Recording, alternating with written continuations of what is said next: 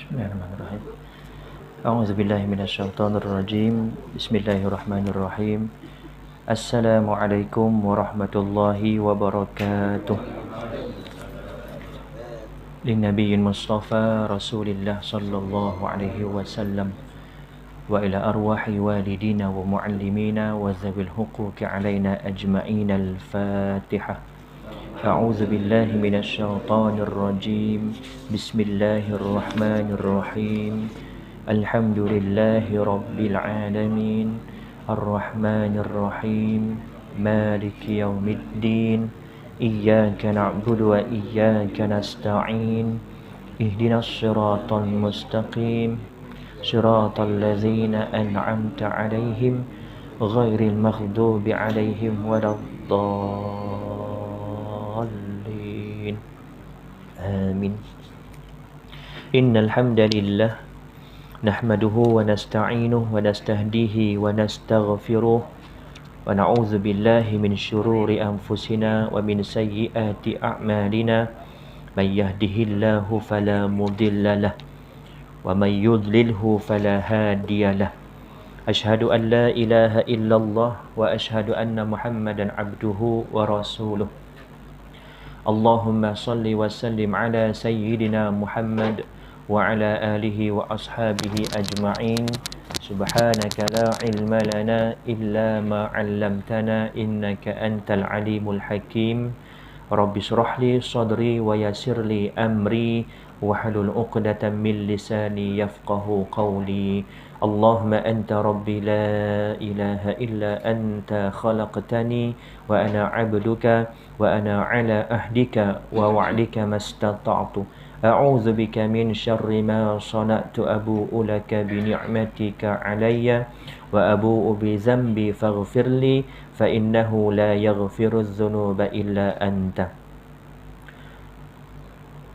قال الله تعالى في كتابه العزيز بعد أعوذ بالله من الشيطان الرجيم للرجال نصيب مما ترك الوالدان والأقربون وللنساء نصيب مما ترك الوالدان والأقربون مما قل منه أو كثر نصيبا مفروضا. Bagi golongan lelaki dan perempuan ada bahagian pusaka dari peninggalan ibu bapa dan kerabat. Dan bagi golongan perempuan pula ada bahagian pusaka daripada peninggalan ibu bapa dan kerabat. Sama ada sedikit atau banyak daripada harta yang ditinggalkan itu, iaitu bahagian yang telah diwajibkan, yakni yang telah ditentukan oleh Allah Subhanahu wa taala. Waqala Nabi sallallahu alaihi wasallam ta'allamul Qur'ana wa 'allimuhun nas wa ta'allamul fara'idha wa 'allimuha fa inni imru'un maqbudun wal 'ilmu marfu'un wa yushiqu ay yakhtalifa ithnani fil faridati wal mis'alati fala yajidani ahadan yukhbiruhuma. Nabi SAW bersabda, ta'allamul Qur'an wa 'allimuhun nas. Pelajarilah Al-Quran dan ajarkanlah ia kepada manusia. Wa ta'allamul fara'idha wa 'allimuha, dan pelajarilah ilmu faraid serta ajarkanlah. Sesungguhnya kata Nabi, aku ini adalah manusia biasa yang akan wafat yakni meninggal dunia juga, dan ilmu juga, sesuatu ilmu juga akan hilang, yakni dengan cara bagaimana? Dengan kematian orang yang mempunyai ilmu tersebut, kematian, kewafatan para ulama. Sesungguhnya aku sangat resah dan takut, kata Nabi, jika nantinya ada orang yang bertengkar tentang pembahagian warisan dan permasalahan lainnya, akan tetapi mereka tidak menemukan seorang pun yang sanggup meleraikan dan menyelesaikan masalah mereka. Yang dihormati Tuan Pengurusi, Tuan Imam, Tuan Bilal, pegawai serta ahli jawatan kuasa Surau Haji Taib Kampung Sungai Buaya, yang dimulakan juga para alim ulama asatizah di kalangan tuan-tuan dan juga puan-puan, seterusnya muslimin muslimat. Pertama dan selama-lamanya marilah kita merafakkan kesyukuran kehadrat Allah Subhanahu wa taala kerana dengan izin dan rahmatnya dapat kita bertemu pada malam ini, solat maghrib secara berjemaah, dan sedikit waktu yang ada antara maghrib dan juga isyak kita isi dengan pengajian kitab Faham Faraid karangan Al-Fadil Ustaz Hilmi Hanis bin Muhammad. Mudah-mudahan perjumpaan kita mendapat keredaan Allah Subhanahu wa taala. Mudah-mudahan perjumpaan kita dikira sebagai amal kebaikan ketika bertemu dengan Allah. Mudah-mudahan perjumpaan kita juga termasuk dalam perintah Nabi supaya belajar tentang faraid dan ajarkan kepada orang lain. Pertamanya saya mohon maaf, mungkin ada kesilapan, salah faham antara saya dengan pengurusi sebenarnya. Sebab masa awal-awal bulan biasanya Tuan Pengurusi maklumkan jadual kuliah kepada kami guru-guru penceramah-penceramah dalam satu grup WhatsApp. Mungkin saya terlepas pandang dan saya ingat jadual saya pada hari Khamis malam Jumaat minggu yang keempat. Jadi pemahaman saya minggu keempat ini kalau tengok kalender Khamis yang keempat. Kalau tengok pada kalender Khamis yang keempat malam ni lah. Jadi pemahaman Tuan Pengurusi minggu keempat tu minggu hadapan sepatutnya. Jadi petang tadi saya maklumkan insya-Allah malam ni jadi saya boleh hadir. Dia terkejut, alamak dia kata. Ikutkan minggu depan dia kata. Tapi ustaz tak ada kuih lah malam ni. Tak apa saya kata. Tak ada kuih pun tak apalah. Sebabnya minggu depan kemungkinan besar tak adalah sebab raya haji, dan memang saya menganggap minggu ni minggu keempat. Minggu keempat pada hari tersebut. Jadi itu cara saya untuk mengenal hari tersebut pada minggu keberapa. Tengok pada kalender, kalau contoh hari Sabtu minggu ketiga. Yang pertama berapa hari bulan hari Sabtu, kedua, ketiga, itulah harinya. Jadi hari ini kalau ikutkan minggu keempat, cuma saya tersilap tak tengok masa mula-mula awal bulan hari itu yang Tuan Pengurusi maklumkan tarikhnya kalau ikutkan pada minggu hadapan. Jadi tak apa ya, tak ada kuih malam ni. Tuan-tuan puan-puan yang dirahmati Allah, kita sambung pada muka surat yang ke-7. Dalam tajuk tujuan ilmu faraid, hadaf iaitu matlamat. Kenapa Nabi SAW perintahkan kita untuk belajar faraid, untuk ajarkan faraid. Jadi setiap perintah itu kalau dari sudut ilmiahnya kita panggil hikmah, tujuan ataupun hadaf, matlamat. Ilmu faraid adalah bertujuan untuk menentukan dan memberikan bahagian tertentu daripada harta pusaka si mati kepada ahli warisnya yang berhak. Tujuan kita belajar ilmu faraid untuk menentukan dan memberikan bahagian tertentu daripada harta pusaka kepada waris yang berhak. Dalam maksud yang lain yang lebih mendalam, iaitu tujuan terakhir, matlamat hujungnya adalah supaya kita tidak memakan harta orang lain. Bila kita tahu, bila kita belajar, oh yang ni bahagian aku banyak ni je sebenarnya. Selebihnya waris-waris yang lain yang Allah dah tentukan. Ini matlamat tujuan utama. Supaya apa? Kita tidak melakukan perkara yang dosa, iaitu memakan harta orang lain secara batil, dan kita memberikan hak kepada yang berhak. Itu matlamat utama. Ma khalaqtul jinna wal ins illa liya'budun, kata Allah. Tidak aku jadikan jin dan juga manusia tujuan semata-mata untuk mengabdikan diri, beribadah kepada-Ku, kata Allah. Jadi ini tujuan utama. Cuma peranan ataupun tujuan yang dinyatakan dalam kitab ini oleh penulis supaya kita nampak dengan jelas untuk menentukan, tentukan di kalangan ahli waris siapa yang dapat, siapa yang tak dapat.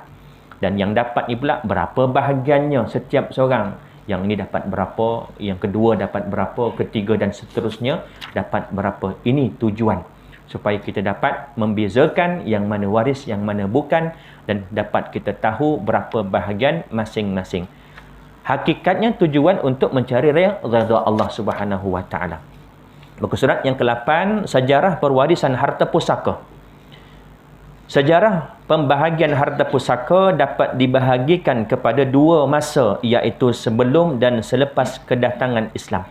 Ini sejarah, kisah bagaimana pembahagian pusaka sebelum kedatangan Islam dan selepas kedatangan Islam. Nanti kita akan tahu bagaimana cara umat dahulu, kita katakan umat jahiliyah. Jahiliyah ni bukan bermakna jahil ataupun bodoh dan sebagainya. Bila kata jahiliyah, sebelum datangnya Islam. Kita panggil zaman jahiliyah sebelum datangnya Islam. Bukan bermakna mereka hidup dalam keadaan kebodohan. Tidak. Mereka ada juga urusan jual belinya. Ada juga bangunan-bangunan yang besar. Hidup macam kita. Ada tamadunnya. Cuma dikatakan istilah zaman jahiliyah, iaitu merujuk kepada sebelum kedatangan Islam. Yang pertama, sebelum kedatangan Islam. Ketika zaman jahiliyah, hanya lelaki dewasa yang berhak mempusakai harta warisan si mati. Mereka akan mewarisi harta pusaka melalui 3 keadaan. Ini sebelum kedatangan Islam. Siapa yang dapat? Cuma lelaki dewasa sahaja di kalangan keluarga si mati. Maknanya perempuan tak dapat, kanak-kanak juga tidak dapat. Hanya lelaki yang dewasa sahaja. Melalui 3 keadaan. Yang pertama, dengan cara nasab, iaitu keturunan nasab. Pada ketika itu, bukan semua ahli keluarga akan mendapat harta pusaka. Hanya golongan lelaki dewasa, ar-rijal, yang dapat mewarisi harta pusaka ahli keluarganya sahaja. Hanya yang dewasa sahaja. Alasan mereka ialah kaum wanita dan kanak-kanak merupakan golongan yang lemah. Golongan ini bagi mereka tidak berupaya untuk melindungi suku kaum mereka daripada serangan musuh. Oleh itu, mereka terhalang daripada mewarisi harta pusaka. Ini alasan dan sebab kenapa pada ketika itu golongan muslimat, golongan perempuan dan juga kanak-kanak tidak dapat mewarisi harta pusaka. Yang dapat siapa? Ahli keluarga yang lelaki dewasa, ar-rijal sahaja. Bangsa Arab ketika itu mengatakan, adakah patut kami memberikan harta, yakni pusaka warisan, kepada orang yang tidak tahu menunggang kuda, tidak pandai memegang pedang dan tidak mahir bertarung dengan musuh? Ketiga-tiga aspek ini merujuk kepada ar-rijal, lelaki dewasa. Yang mana pada ketika itu, kaum perempuan tak pandai menunggang kuda. Kaum perempuan tak pandai bertarung dalam peperangan. Kaum perempuan tak pandai memegang pedang, senjata dan sebagainya. Dan begitu juga bagi kanak-kanak pada ketika itu. Alasan ini yang menjadikan mereka menghalang kaum perempuan dan kanak-kanak daripada mewarisi harta pusaka. Hanya lelaki dewasa sahaja. Namun begitu, mereka masih memelihara kebajikan isteri yang kematian suaminya dengan memberikan nafkah daripada harta arwah suami kepada isteri tersebut selama setahun. Walau bagaimanapun, ada kebajikan diberikan kepada balu si mati. Selama setahun diberikan juga harta untuk dia hidup dari segi makannya, tempat tinggalnya, pakaiannya. Tempoh tersebut adalah iddah bagi mereka ketika zaman itu dan juga ketika permulaan Islam.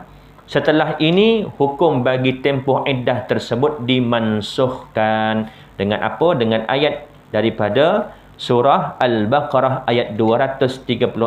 Apa kata Allah? A'udzubillahi minasyaitonirrajim. Wallazina yutawaffawna minkum wa yazaruna azwajan yatarabbasna bi anfusihinna arba'ata ashhurin wa ashra. Yang bermaksud, dan orang-orang yang meninggal dunia di kalangan kamu sedangkan mereka meninggalkan isteri-isteri, hendaklah isteri-isteri itu menahan diri mereka, yakni beriddah. Selama mana? Selama 4 bulan 10 hari. Ini tempoh iddah bagi wanita yang kematian suami. Iddah ini juga merujuk tempoh supaya dia ini, isteri ini tidak boleh berkahwin lagi. sehingga tempoh iddah selesai. Tempoh iddah kematian suami 4 bulan 10 hari. Tempoh iddah bagi yang hamil sehingga bersalin, sekalipun kurang daripada 4 bulan 10 hari. Apalagi tempoh iddah bagi isteri yang diceraikan suaminya, talak yang bukan raj'i, talak yang raj'i, yang raj'i, talak 1, talak 2, ada iddahnya bila salasata quru', 3 kali suci. Jadi berbeza-beza iddah itu, sebab perempuan ni situasinya berbeza-beza. Bagi kematian suami 4 bulan 10 hari, bagi diceraikan dalam keadaan tidak hamil 3 kali suci, bagi kematian suami atau diceraikan dalam keadaan mengandung sehingga bersalin. Yang kedua, dengan cara sumpah setia dan pertolongan. Al-halfu wan nusrah. Sumpah setia ialah suatu ikatan janji antara 2 orang lelaki dewasa yang tidak mempunyai hubungan kerabat. Yang tadi ada hubungan nasab, salah satu caranya. Yang kedua ini tak ada hubungan langsung, kawan-kawan, kawan-kawan sekampung, kawan-kawan sekerja, tetapi ada ikatan janji antara 2 orang dewasa ini. Aku mati nanti, engkau mewariskan harta aku. Kalau engkau mati nanti, aku yang mewarisi harta engkau. Ada janji setia di antara 2 orang lelaki dewasa.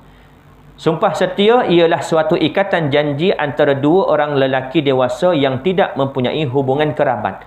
Mereka bersumpah untuk saling tolong-menolong dan mempusakai antara satu sama lain. Di antara lafaz yang digunakan ialah darahku darahmu, kamu mewarisiku dan aku mewarisimu, kamu menolongku dan aku menolongmu, dan sebagainya. Apabila kedua-duanya bersetuju dengan perjanjian tersebut, maka mereka saling bantu-membantu dan mewarisi antara satu sama lain. Ini cara yang kedua sebelum kedatangan Islam. Yang pertama tadi dengan cara nasab, tetapi di kalangan rijal sahaja. Yang kedua secara sumpah setia, janji setia, walaupun bukan kerabat, walaupun tak ada hubungan kekeluargaan. Yang ketiga dengan cara tabanni, iaitu anak angkat. Di antara amalan golongan lelaki Arab jahiliyah ialah mengambil anak orang lain sebagai anak angkat mereka. Mereka boleh menasabkan anak itu kepada mereka sendiri, bukan kepada bapa sebenar anak itu. Ini sebelum kedatangan Islam. Mereka boleh menasab, bila kata nasab, membinkan atau membintikan anak angkat tersebut kepada ayah angkatnya. Sekarang boleh tak? Dah tak boleh. Haram hukumnya kita menasabkan seorang anak itu bukan kepada ayahnya. Kadang-kadang ada juga orang buat, na'udzubillah. Hukumnya haram, tak boleh dinasabkan. Sekalipun ayah yang betul menurut biologi, tetapi luar nikah pun tak boleh dinasabkan. Anak betul ni, betul kalau cek DNA darahnya betul anak dengan ayah, tapi anak luar nikah, na'udzubillah, pun tak boleh dinasabkan. Haram untuk dibin atau dibintikan. Menurut mereka, bapa dan anak angkat tersebut boleh mempusakai antara satu sama lain jika salah seorang meninggal dunia. Dalam faraid, anak angkat terima tak? Anak angkat waris ke tidak? Tidak. Anak angkat, menantu, apa lagi? Yang ini bukan waris. Kalau nak bagi juga boleh tak? Boleh semasa hidup, iaitu dengan cara hibah. Nak bagi siap-siap masa hidup. Atau dengan cara wasiat. Wasiat lafaz masa hidup, tetapi pelaksanaan pemberian selepas mati. Kalau ayah dah mati nanti, tanah yang di hujung kampung yang 1 ekar tu berikan kepada adik kamu yang bongsu, dia anak angkat. Boleh bagi sebab atas nama wasiat. Tetapi wasiat tidak boleh kepada ahli waris. La wasiyata li warithin, kata Nabi. Tidak sah, tidak boleh memberikan wasiat kepada ahli waris. Ini banyak berlaku. Banyak berlaku wasiat diberikan kepada ahli waris. Kalau ayah mati nanti, rumah ni, rumah pusaka bagi kepada adik kamu yang bongsu. Adik tu anak betulnya. Anak betul waris ke tidak? Waris. Tak boleh, tak sah, tak cukup syarat untuk wasiat. Jadi kita sebagai anak, bila ayah wasiat begitu, kita tak tunaikan, tak timbul isu anak derhaka. Bahkan haram kalau kita laksanakan atas nama wasiat. Tetapi kalau kita nak laksanakan atas nama menghormati, bukan nama wasiat, tetapi namanya taharruj, keluar daripada kaedah faraid dan juga wasiat, tetapi atas persetujuan, yang mana sepatutnya rumah itu ada bahagian alung, ada bahagian angah, ada bahagian alang, tetapi dengan rela hati mereka memberikan kepada adik yang bongsu tadi. Maka nampak macam tertunai wasiat, tetapi bukan jalan wasiat. Maka baru boleh. Kalau atas nama wasiat, hukumnya haram. Sama juga bagi sama rata. Bagi sama rata. Wasiat kepada anaknya, kalau ayah mati, mak dah mati nanti, harta ni ada 10 ekar tanah. Kamu adik-beradik ada 5 lelaki, 5 perempuan. Bagi seorang seekar. Ni wasiat. Wasiat ucap masa hidup, bagi selepas mati. Bila wasiat melanggar pada syarak, iaitu beri kepada waris, maka tak wajib waris untuk laksanakan. Tetapi kalau nak bagi hibah masa hidup dah bagi siap-siap. Alung seekar, yang kedua seekar, yang ketiga seekar, semua dapat seekar. Tak kira lelaki perempuan, itu harus. Kerana itu masa hidup. Kita, bila kita hidup, harta kita berhak kita nak bagi kepada sesiapa. Sekalipun bukan kepada keluarga kita, sekalipun bukan orang Islam, harus kita nak bagi kepada sesiapa. Tetapi bila kita dah mati, harta tadi konsepnya adalah milik Allah Subhanahu wa taala. Balik kepada Allah, dan Allah yang akan berikan, tentukan sama ada melalui wasiat cukup syarat-syaratnya baru langsaikan, ataupun kepada faraid, kepada waris-waris melalui faraid. Ya. Ya, boleh. Kalau dah hibah ni, okey. Itu timbul waris tak ada? Itu tidak. Hibah ni maknanya ucapan dan penyerahan masa hidup. Beza dengan wasiat, dia mention kalau ayah dah mati nanti. Itu wasiat.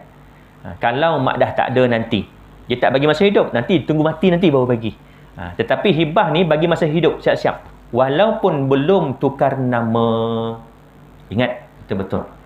Ayah dah cakap, kita dah kumpul adik-beradik semua, masa tu ayah cakap yang hujung kampung seekar untuk alung, yang ini angah, semua cukup seorang seekar. Walaupun belum tukar nama, ia dikira hibah. Kalau ada yang membangkang, ada yang menolak, itu antara dia dengan Allah Subhanahu wa taala. Dia tahu dah arwah ayah dah bagi siap-siap, tetapi dia tak terima. Itu bukan hak dia. Milik siapa? Milik yang menerima hibah, sekalipun belum tukar nama. Jadi kalau keadaan sebaiknya, tukar nama siap-siap. Itu lebih baik. Tapi risiko juga dekat kita. Takut nanti kita tukar nama, anak pula jual tanah, habis rumah kita pun tak ada tempat nak duduk lagi dah. Itu pun kadang-kadang timbul masalah juga. Kita bagi siap-siap masa hidup, tanah yang kita duduk pun kita dah bagi dekat anak kita. Tiba-tiba dia jual. Kita nak duduk mana?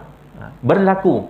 Sebab itu kadang-kadang wujud sekarang ini wasiat ataupun hibah bersyarat. Hibah bersyarat ni apa? Kalau tuan-tuan, sekarang banyak dah ejen-ejen takaful dan sebagainya, mereka menawarkan hibah bersyarat. Menurut pendapat fatwa, sah, harus hukumnya. Penyerahan lepas mati, tetapi akadnya, kemudian ada saksinya, pemberiannya, ucapannya dan urusan untuk hibah tu semasa hidup. Ada setengah-setengah ejen, ada setengah-setengah syarikat tu siap buat rakaman video lagi. Rakaman video ucapan pemilik harta, tanah sekian-sekian, bernombor geran sekian-sekian, dihibahkan kepada sekian-sekian selepas meninggal dunia nanti. Yang itu ulama fatwa mengatakan harus hukumnya. Ya. Kalau hibah dengan cara mesyuarat keluarga. Mesyuarat keluarga. Maknanya adik-beradik, keluarga semua tahulah. Sah. Sah. Sekalipun belum tukar nama. Dia sama macam wakaf. Wakaf ni ucapannya, pemberiannya masa hidup.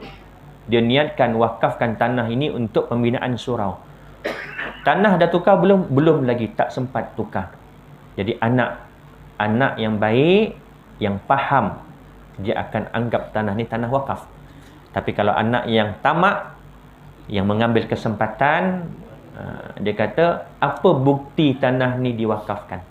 Berlaku depan mata saya di satu kampung, saya tak nak sebut kampung mana, dah dibina surau, dah bertahun-tahun, cuma belum diwartakan kepada pihak MAIS untuk pembinaan surau. Bila meninggal dunia penama, pemiliknya secara automatik menjadi harta pusaka. Siapa yang dapat? Warisnya, anaknya.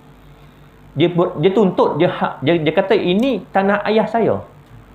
Padahal dia tahu selama dia hidup itulah surau yang ayahnya pergi solat berjemaah. Dia pun solat kat situ juga dulu.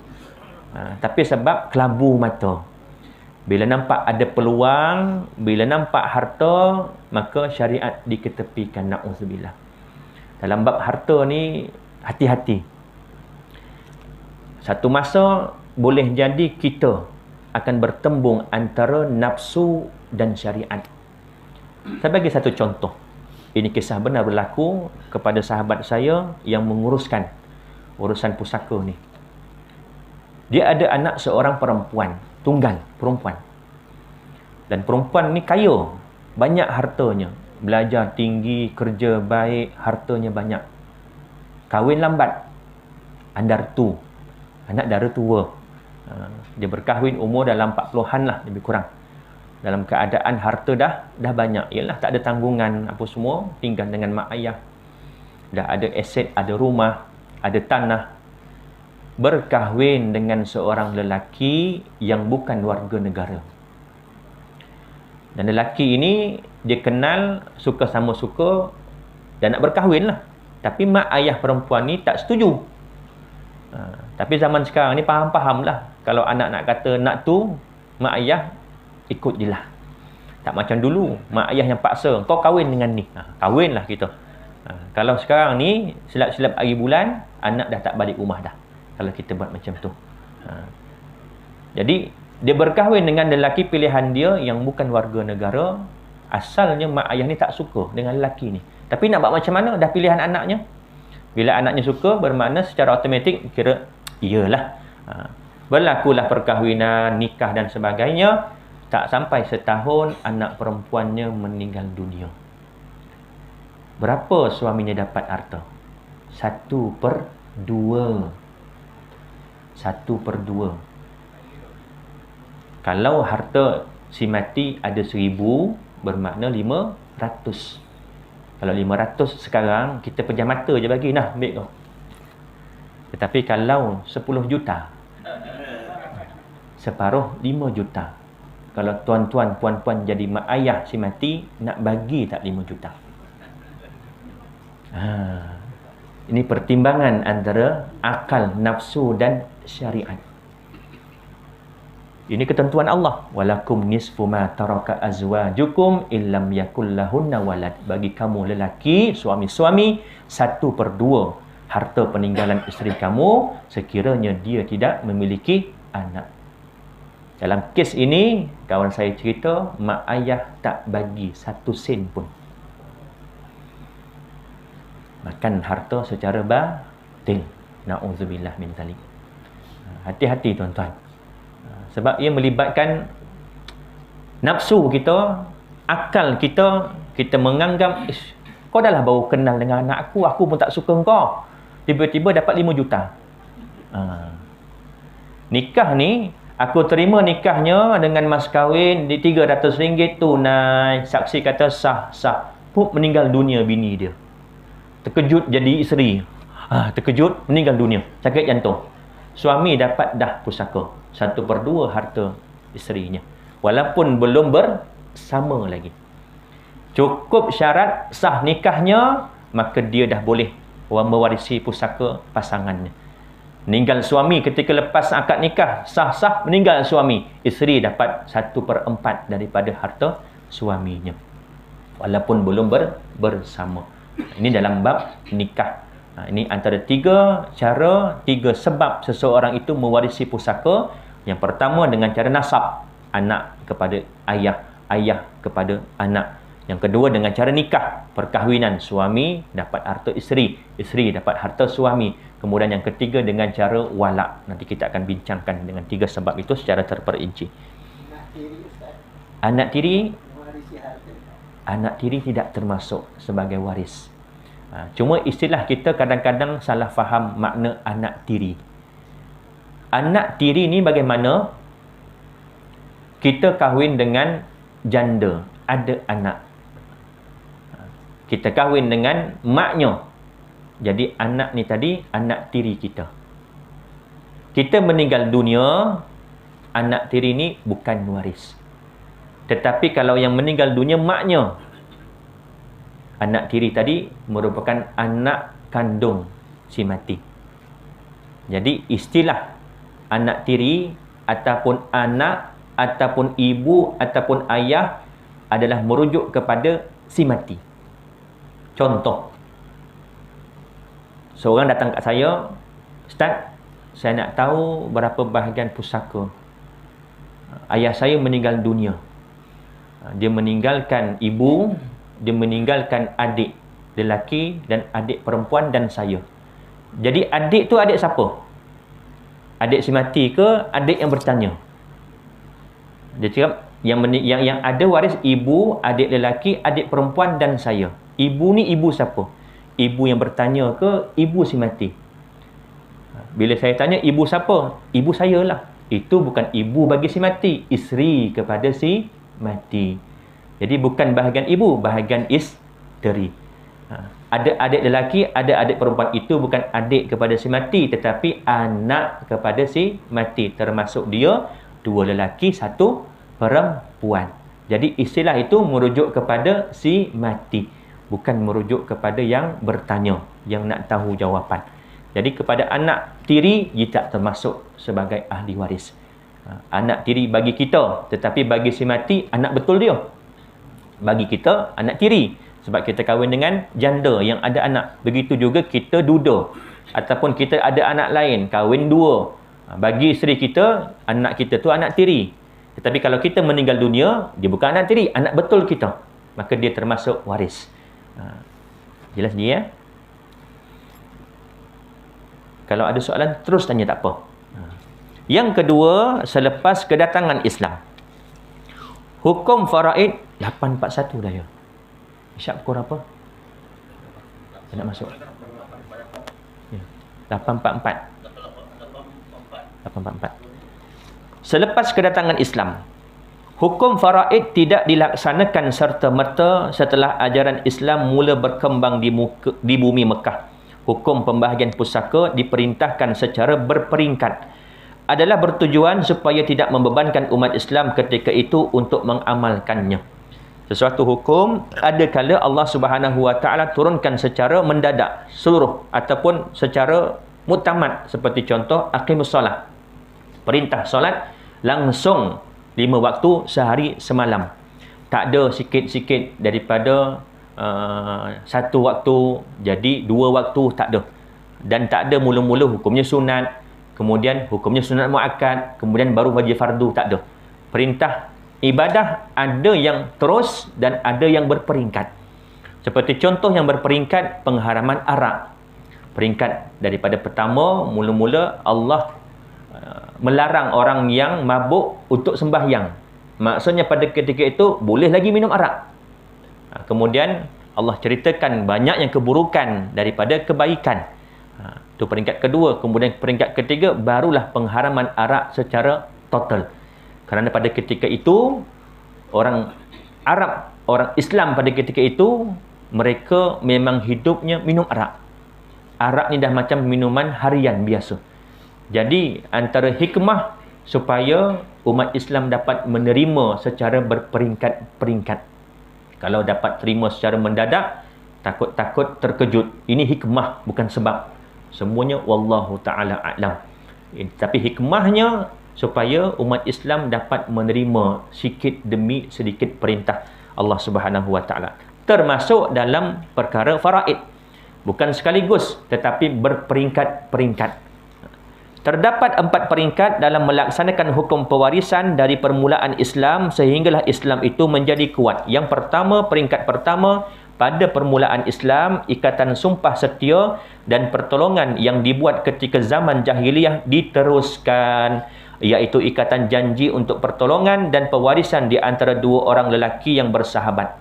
Sebelum kedatangan Islam, itu perkara yang kedua, iaitu janji setia, walaupun bukan kerabat, walaupun bukan saudara, tetapi janji setia 2 orang lelaki dewasa masih diteruskan selepas kedatangan Islam.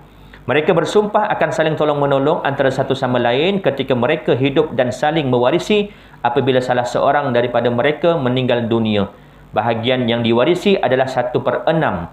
Firman Allah Subhanahu wa taala, A'udzubillahi minasyaitonirrajim, wallazina aqadat aymanukum fa'atuhum nasibahum innallaha kana ala kulli syai'in syahida. Dan mana-mana orang yang kamu telah membuat ikatan setia dengan mereka, yakni untuk bantu-membantu dalam masa kecemasan dan kesusahan, maka berikanlah kepada mereka bahagiannya, iaitu 1/6. Sesungguhnya Allah sentiasa menyaksikan tiap-tiap sesuatu. Surah An-Nisa ayat yang ke-33. Waktu ini Islam masih lagi mengiktiraf cara sumpah setia, cuma dihadkan 1/6 je. Kalau sebelum datang Islam, tak ada had, nak bagi semua pun boleh.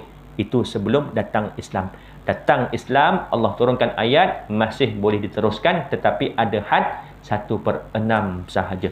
Kemudian hukum tersebut dimansuhkan dengan ayat ini, a'udzubillahi minasyaitonirrajim, wa ulul arhami ba'duhum aula bi ba'din fi kitabillah innallaha bikulli syai'in alim. Yang bermaksud dalam pada itu, orang-orang yang mempunyai pertalian kerabat setengahnya lebih berhak atas setengahnya yang lain menurut hukum kitab Allah. Sesungguhnya Allah Maha mengetahui akan tiap-tiap sesuatu. Surah Al-Anfal ayat 75. Ayat ini Allah mengutamakan kaum kerabat. Yang tadi tak kisah, selain kerabat pun boleh mewarisi asalkan ada janji setia. Turun ayat ini Allah mengutamakan pertalian kerabat, setengahnya lebih berhak atas setengahnya. Selain itu juga, sistem pengambilan anak angkat masih diteruskan. Pada permulaan Islam, dikisahkan bahawa Rasulullah sallallahu alaihi wasallam telah mengambil Zaid bin Harithah sebagai anak angkat baginda dan menamakan Zaid bin Muhammad. Ini pada ketika itu. Pada ketika itu Nabi mengambil Zaid bin Harithah sebagai anak angkat, kemudian dinasabkan atas nama Nabi Zaid bin Muhammad.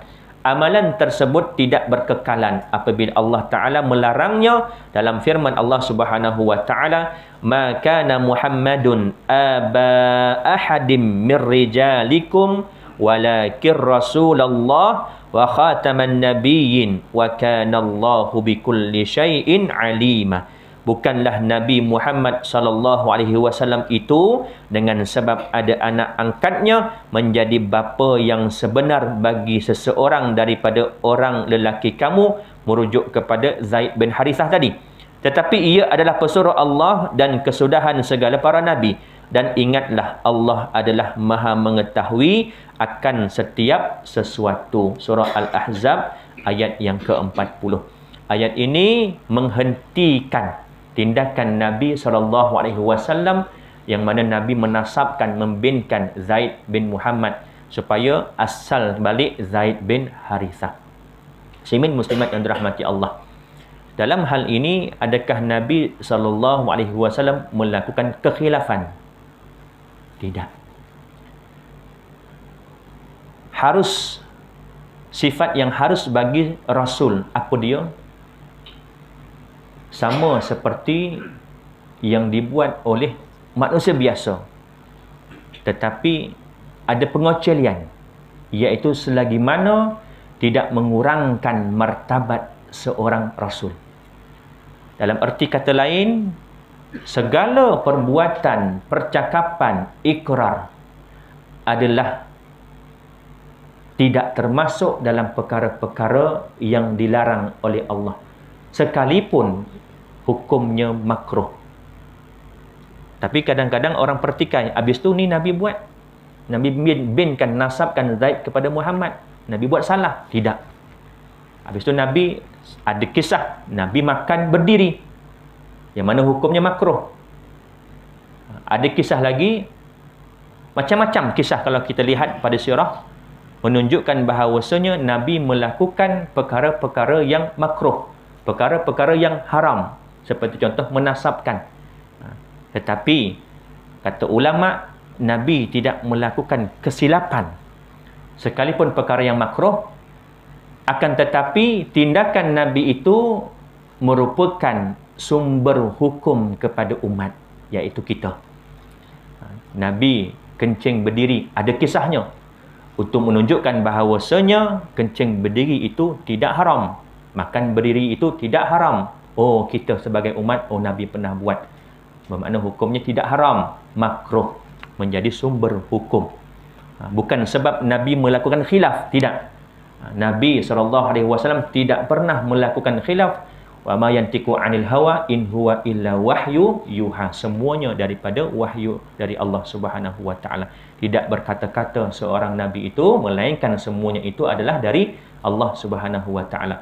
Cuma kronologi berlaku kisah-kisah ini supaya menjadi sumber hukum kepada umat kita. Bagi Nabi SAW, tahajud wajib, bagi kita umat sunat. Solat berjemaah ketika tarawih, malam pertama Nabi solat di masjid, sahabat belakang ramai, malam kedua lagi ramai, malam ketiga lagi ramai, malam keempat Nabi dah tak solat di masjid, Nabi solat di rumah. Sahabat bertanya, ya Rasulullah, kenapa tak datang ke masjid?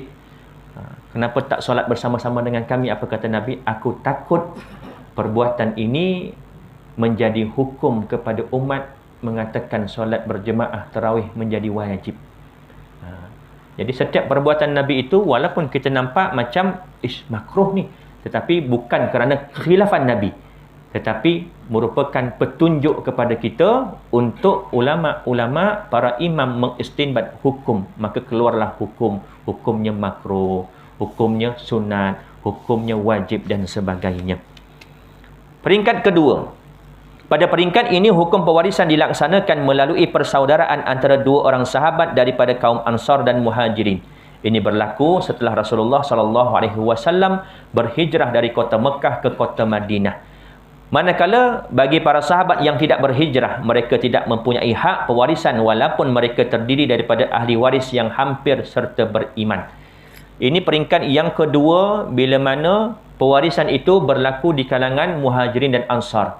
Sekalipun yang daripada Mekah tidak berhijrah, adik kepada si mati yang berhijrah, dia tak juga dapat. Dia ternafi, yang dapat cuma dia kalangan Muhajirin dan Ansar sahaja.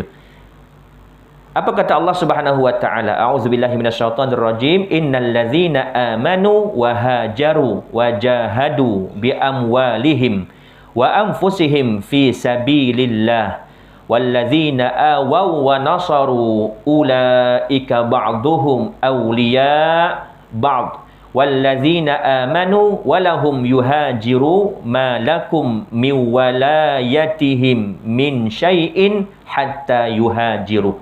Sesungguhnya orang-orang yang beriman dan berhijrah serta berjihad dengan harta benda dan jiwa mereka pada jalan Allah, dan orang-orang Ansar yang memberi tempat kediaman dan pertolongan kepada orang-orang Islam yang berhijrah itu, mereka semuanya menjadi penyokong dan pembela antara satu dengan yang lain pada pertolongan dan perwarisan, termasuk dalam urusan perwarisan. Dan orang-orang yang beriman yang belum berhijrah, maka kamu tidak bertanggungjawab sedikit pun untuk membela mereka sehingga mereka berhijrah. Dalam erti kata lain, ada lagi di kalangan sahabat-sahabat yang belum berhijrah pada ketika itu dari Mekah ke Madinah, mereka ini tidak mampu, tidak boleh mewarisi harta sahabat ataupun keluarga yang berhijrah. Jadi ketika itu yang mewarisi antara satu sama lain di kalangan Muhajirin dan Ansar, sekalipun tidak ada pertalian kerabat. Diceritakan bahawa seorang sahabat baginda SAW yang bernama Zubair Al-Awwam daripada golongan Muhajirin dipersaudarakan dengan sahabat bernama Ka'ab bin Malik daripada golongan Ansar.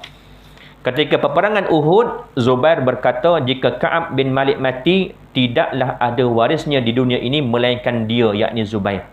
Kemudian hukum tersebut dimansuhkan dengan ayat berikut. A'udzubillahi minasyaitonirrajim wa ulul arhami ba'duhum awla bi ba'din fi kitabillah minal mu'minina wal muhajirina illa an taf'alu ila awliyaikum ma'rufa. Dan orang-orang yang mempunyai pertalian kerabat, setengahnya lebih berhak mewarisi akan setengahnya yang lain menurut hukum kitab Allah daripada orang-orang yang beriman dan orang-orang muhajirin yang bukan kerabatnya, kecuali kalau kamu hendak berbuat baik kepada sahabat-sahabat karib kamu, iaitu dengan cara berwasiat. Surah Al-Ahzab ayat yang ke-6.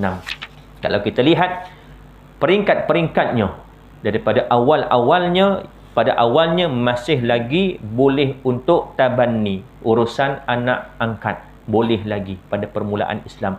Kemudian tak boleh, boleh lagi dengan urusan janji setia walaupun di kalangan kaum kerabat. Kemudian orang yang berhijrah dan orang yang Ansar, Muhajirin dan Ansar, sekalipun bukan kaum kerabat. Kemudian Allah mansuhkan yang itu, Allah berikan kepada yang kaum kerabat, lebih berhak daripada yang bukan kaum kerabat, merujuk kepada Ansar tadi. Kalau nak bagi juga atas nama wasiat. Setelah turunnya ayat ini, harta mereka dikembalikan kepada ahli waris mereka yang sah mengikut ketetapan Allah Ta'ala. Ini apa yang kita boleh belajar daripada golongan Ansar. Kita sedia maklum golongan Ansar ini daripada penduduk Madinah, yang mana mereka beriman, cukup-cukup beriman kepada Nabi dan juga Allah. Bila turun ayat menerangkan bahawasanya kaum kerabat sekalipun tidak berhijrah, masih berada di Mekah, lebih berhak daripada mereka yang kaum Ansar yang tiada pertalian kerabat, apa tindakan mereka? Terus pulangkan balik. Kerana ini perintah Allah. Kalau kita dah tentukan pun tak pulang-pulang. Ini kita ambil pengajaran daripada sikap orang Ansar. Bila turun ayat, sekalipun sebelum tu tindakan mereka harus, tak berdosa, mereka boleh mewarisi antara Muhajirin dan Ansar. Tetapi bila turun ayat, mereka bukan terhenti di situ, pulangkan balik harta yang mereka dah dapat, pulangkan balik kepada waris-waris menurut nasab, sekalipun tidak berhijrah ke Madinah. Yang ketiga, peringkat ketiga, insya-Allah kita akan sambung pada perjumpaan akan datang. Ada tak soalan? Ya. Saya ni, mak saya dah meninggal lah. Okey. Tapi dia tinggalkan tanah 5 ekar. Lepas tu yang 2 ekar tu belum jadi lah. Tapi yang 3 ekar tu dah jadi. Jadi hasilnya yang 3 ekar tu saya ambil. Tapi adik-beradik saya tahulah saya ambil pasal bersihkan kebun yang 2 ekar lagi tu. Macam mana hasil yang dah ada tu tak? Okey, hasil tu dah ada. Maknya meninggal bila? Dalam setahun lah, Setahun. Okey. Sebab tu dalam Islam kita dituntut untuk segerakan urusan faraid. Bila kata faraid bukan bermakna terus pindah nama, tidak. Bila kata faraid, meninggal sahaja, dan itulah waktu yang paling sesuai sebenarnya. Sebab apa? Waktu itu adik-beradik, anak-anak si mati semua ada berkumpul. Lepas selesai ke bumi, malam tu mungkin kita buat tahlil. Selesai tahlil, kumpul sini semua, kita bincang faraid. Sepatutnya begitu. Tetapi kita, persepsi kita, kubur merah lagi sibuk cerita tentang harta. Ini persepsi yang kita ada dalam fikiran kita, dalam kalangan masyarakat kita, yang perlu kita ubah. Kerana tuntutan Islam, segerakan. Apa hikmah disegerakan penentuan faraid? Bila kata faraid, bukan kita nak bincang berapa harta si mati, tak. Tetapi penentuan di kalangan waris, engkau punya 1/3 contoh, engkau punya 1/4, engkau punya 1/5 contoh. Nak tentukan, itu matlamat faraid. Supaya waris-waris yang ada tahu siapa yang dapat, siapa yang tak dapat. Yang dapat berapa bahagian mereka. Bukan bermakna besok kita pergi pejabat tanah terus tukar nama. Tak, bukan itu hadaf tujuan faraid. Bila berlaku begitu, yang itu yang timbul fitnah tentang faraid, timbullah kubu merah lagi, sibuk cerita pasal harta. Sebenarnya bukan harta yang kita nak bincangkan, tetapi pembahagian. Apa hikmah dalam tempoh urusan? Kita faham urusan di pejabat tanah, di unit pusaka, di amanah raya, bukan sebulan dua punya urusan. Kadang-kadang makan tahun, dan paling cepat pun 6 bulan baru selesai tukar nama, pindah nama dan sebagainya. Baru selesai keluar geran baru, nama baru. Jadi dalam tempoh itu, hasil daripada tanah tadi, macam mana kita nak bagikan? Sebab tu kita kena tahu dahulu berapa bahagian masing-masing. Jadi bila ada hasil daripada tanah tersebut, setiap waris yang kita dah bincangkan, kita dah tentukan, ada hak mereka daripada hasil tanah tersebut sekalipun belum tukar nama. Tu hikmah kenapa kita kena segerakan. Walaupun ada kos-kos pengurusan, tak apa, bagi tahu dengan waris-waris yang lain, ini aku tolak siap-siap sebab nak kena bayar upah orang beracun, nak kena beli racun, kosnya. Jadi bersihnya contoh 3,000. 3,000. Ada 3 orang adik-beradik lelaki, seorang 1,000. Kerana itu ada hak mereka. Kita yang menguruskan, kalau kita nak meletakkan kos upah, silakan atas persetujuan. Contoh semuanya 5,000. Kita 3 beradik, 3 lelaki. 5,000 pendapatan bulan ni. 1,000 dah tolak kos upah, kos racun, kos baju. Lagi 1,000 upah aku jaga. Yang lain setuju tak? Setuju. Maka baki 3,000 bagi lagi. Jadi seorang dapat 2,000, 1,000, 1,000. Atas persetujuan. Yang penting kena bagi kepada waris-waris yang berhak. Jelas dia ya? Sekalipun belum tukar nama. Ini bahagian aku tak? Mana? Geran belum tukar lagi. Contoh. Kita cakap macam tu tak? Bukan soal geran dah tukar atau belum namanya. Tapi bila berlaku saja kematian, waris berhak itu milik waris. Siapa waris yang tinggal, kenal pasti dan buat pembahagian siap-siap.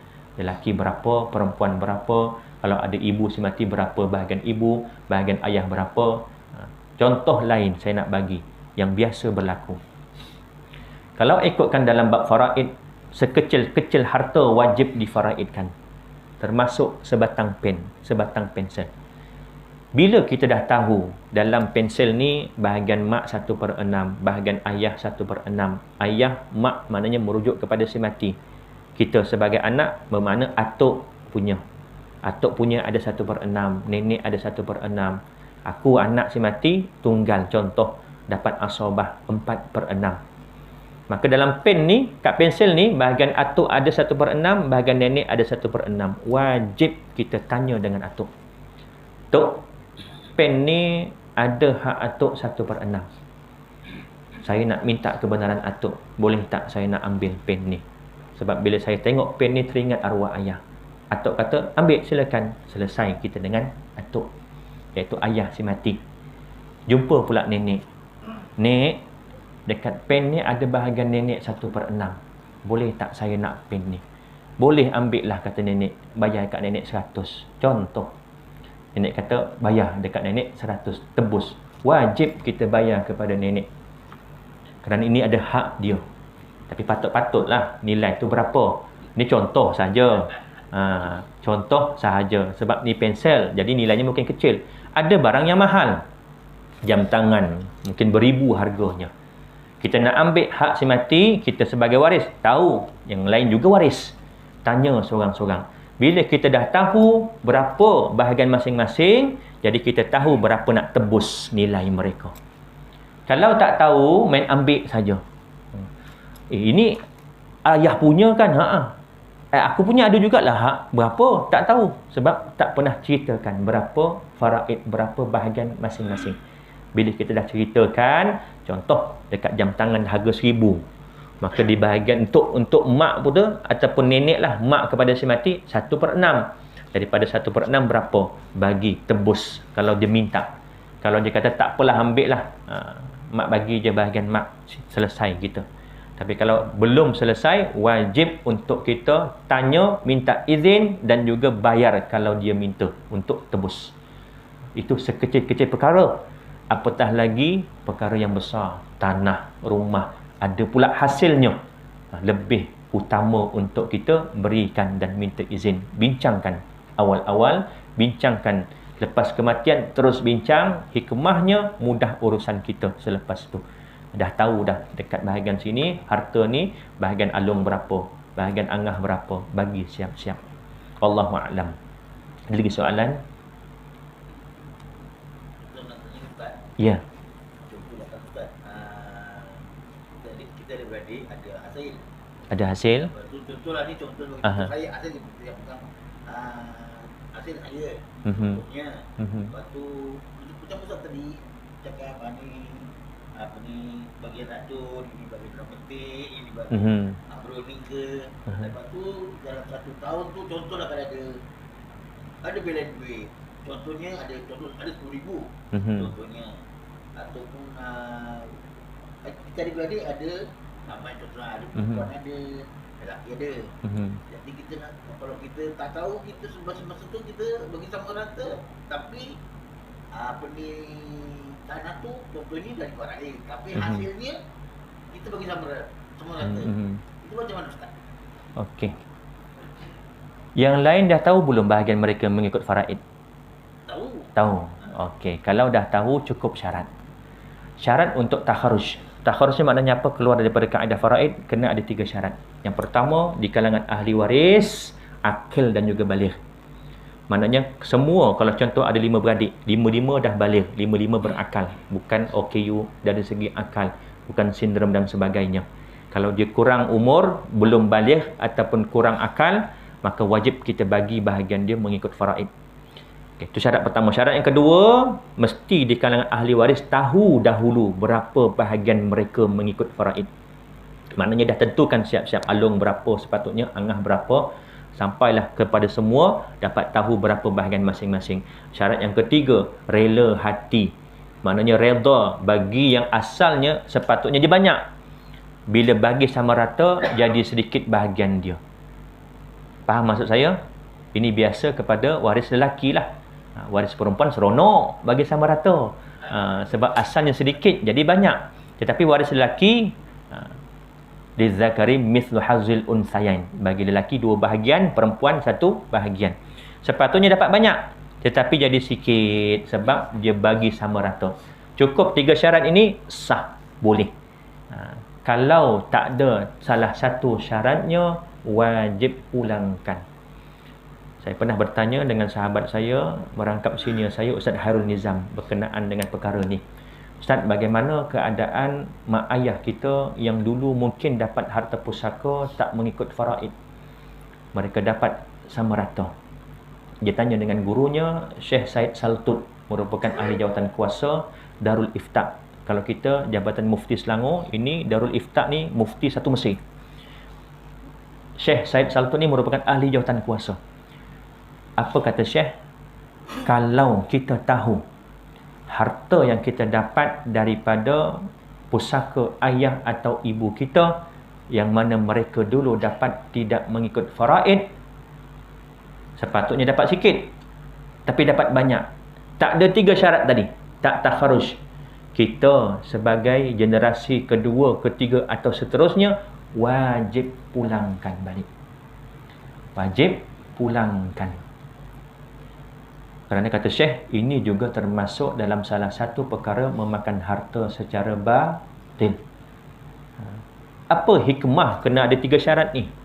Akil baligh. Kerana orang yang belum baligh, orang yang belum sempurna akal, dia tak ada hak untuk memutuskan hartanya. Mesti kena ada pemegang amanahnya.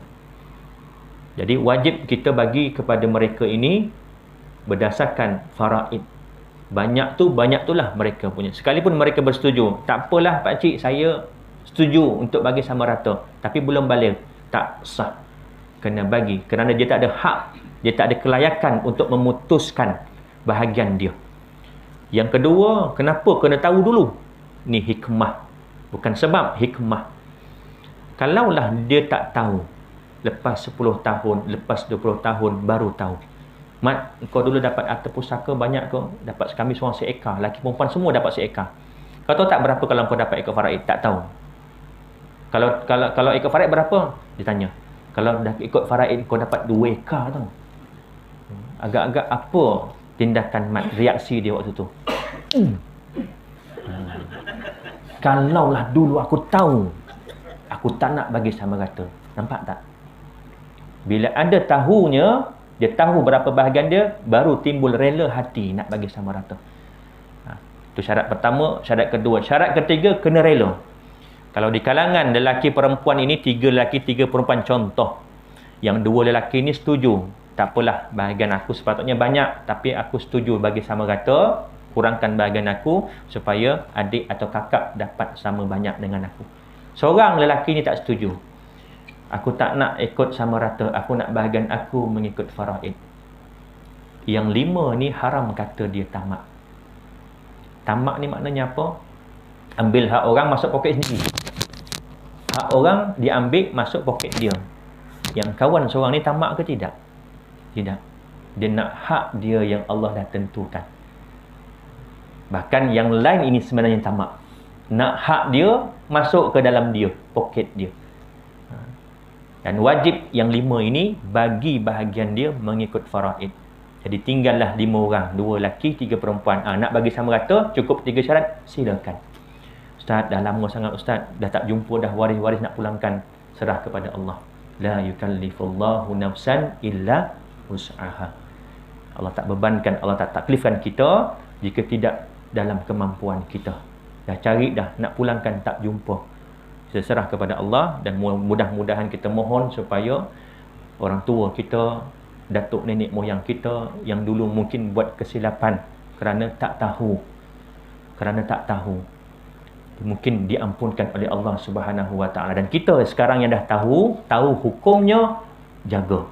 Pesan betul-betul dekat generasi anak cucu kita, pastikan kalau nak bagi sama rata atau muafakat sekalipun, cukupkan 3 syarat tadi. Taharruj, kerana semua di kalangan ahli waris akil baligh, kemudian tahu dahulu bahagian mengikut faraid, kemudian rela hati. Banyak yang miss nombor 2. Tak tahu berapa faraid. Setuju tak? Setuju, tapi tak tahu mengikut faraid. Tak sah. Wajib pulangkan balik. Kerana ini perintah Allah. Kaedahnya, harta kita waktu dunia pinjaman. Mati kita, harta pulang kepada Allah. Dan Allah yang akan bagi balik kepada waris-waris kita mengikut faraid. Suami berapa, isteri berapa, ayah berapa, ibu berapa. Kita ni tak ada hak nak menentukan, aku yang sulung, aku patut lebih banyak. Aku yang jaga arwah mak 10 tahun mak lumpuh, aku yang jaga makan minum, pakainya, tempat tinggal, aku yang keluar belanja sendiri, aku patut dapat lebih banyak. Dia tak ada hak cakap macam tu. Tetapi kita sebagai seorang ayah atau ibu, kita tahu yang jaga kita ni menantu, bukan waris. Sebab tu orang yang faraid ini bukan hanya melibatkan orang yang mati saja, yang hidup pun sepatutnya tahu. Sepatutnya tahu. Kita ni sepatutnya ada fail harta masing-masing. Buat satu fail, senaraikan harta kita, berapa harta yang kita ada, berapa waris yang kita ada. Kalau aku mati, bini aku dapat berapa. Kalau aku mati, anak lelaki dapat berapa, anak perempuan dapat berapa. Bila kita dah senaraikan, bila tengok-tengok balik, oh menantu aku tak dapat rupanya, dia bukan waris. Anak angkat aku tak dapat rupanya, dia bukan waris. Maka pada ketika itu kita boleh buat perancangan harta. Waktu kita hidup, kita boleh hibah kepada menantu, anak angkat kita. Atau kita buat wasiat kepada mereka. Sebab kita tahu. Jadi bila tak tahu tu yang timbul masalah. Bila kita dah mati, anak-anak bergaduh. Anak menantu bergaduh. Masing-masing kata yang dia betul, yang ni betul. Kerana semua tak faham.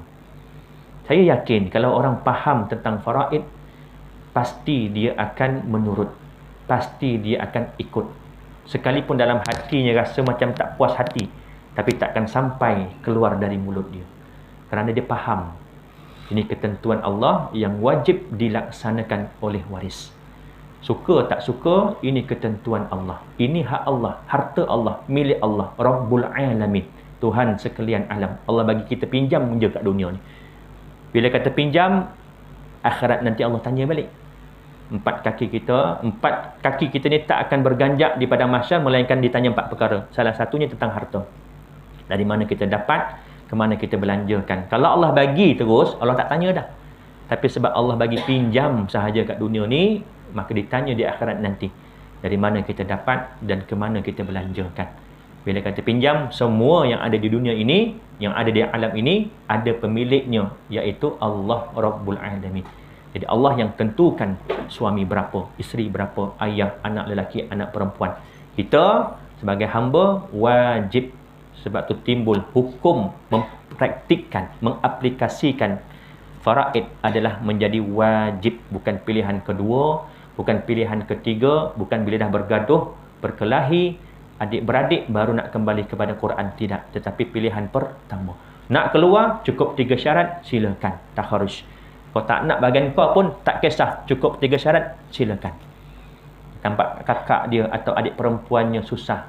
Asnaf. Tak apalah kak, ini bahagian aku, sepatutnya aku dapat banyak ni. Maksudnya dia dah faham tentang faraid, tahu dah bahagian dia. Sepatutnya aku banyak ni, tapi aku bagi semua dekat akak. Itu lebih baik. Afdal. Kita ada harta, ada kemampuan, tengok adik-beradik kita yang kurang kemampuan, bahagian kita berikan kepada dia. Tapi pastikan 3 tu kena ada. Kerana ini perintah Allah. Ini perintah Allah untuk membahagikan pusaka. Yusikumullah. Bila kata yusikumullah, tilka hududullah. Ini ketetapan Allah. Fariidatan minallah. Kewajipan dari Allah Subhanahu wa ta'ala. Jadi saya rasa cukup sekadar itu. Yang baik itu datang daripada Allah, yang kurang lemah itu datang daripada kelemahan diri saya. Saya mohon maaf, mohon ampun. Terambil masa yang agak panjang. Jadi cukup sekadar itu. InsyaAllah kita akan sambung pada bulan hadapan. Yang baik datang daripada Allah, kurang lemah datang daripada kelemahan diri saya. Saya mohon maaf, mohon ampun. Anda terkasar bahasa, terkurus hati tuan-tuan dan juga puan-puan. Kita tangguh dengan tasbih kafarah dan suratul asr. Subhanakallahumma bihamdika asyhadu an la ilaha illa anta astaghfiruka wa atubu ilaik. Bismillahirrahmanirrahim. Wal 'asr innal insana lafi khusr illa alladzina amanu wa 'amilus shalihat wa tawassaw bil haqq wa tawassaw bil sabr. Bismillahirrahmanirrahim. Alhamdulillahirabbil alamin. Wassalatu wassalamu ala asyrafil anbiya'i wal mursalin wa ala alihi wa sahbihi ajma'in.